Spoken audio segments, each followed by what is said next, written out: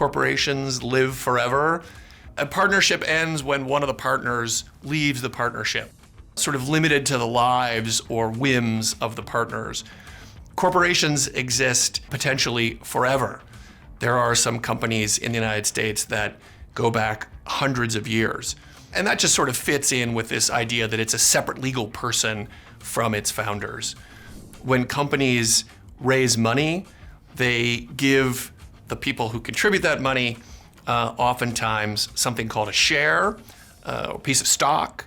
And that's just a claim on the assets or cash that the company would generate. So take a simple example. I form a corporation.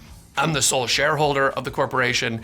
I give it some capital, and I'm going to also use my human capital to have it generate more wealth. As the only shareholder, all the cash that that company generates will come to me. I want to bring in some other people to invest in that corporation. I find 9 of my friends. We each take an equal stake. We each own 10% of the company. I have now a claim, a share, a 10% share in that corporation. And for most companies, I can freely sell those shares to somebody else. This is different than a partnership again. In a partnership, your partnership interest is not something that you can sell to someone else. Your partners wouldn't be so keen on you selling your law firm partnership to a stranger.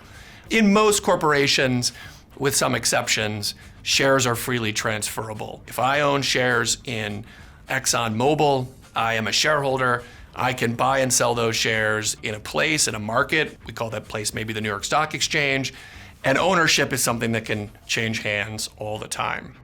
And then that fact leads sort of inexorably to the last thing I'll mention, which is sort of a key characteristic of a corporation, and that is the separation of ownership and control.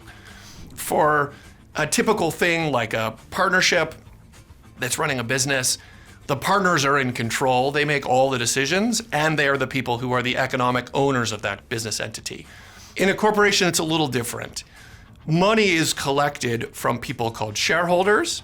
Those shareholders have money and they want to invest in a particular business, but they don't want to run that business. They don't know anything about social media or raising chinchillas or drilling for oil in Kazakhstan. All they want is to take money they have and turn it into more money. They hire people called managers.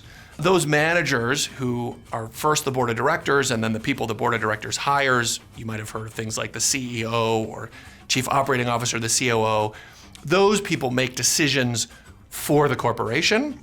And so you've got owners who have contributed money, and you've got managers who are in control of the corporation who probably haven't contributed any money.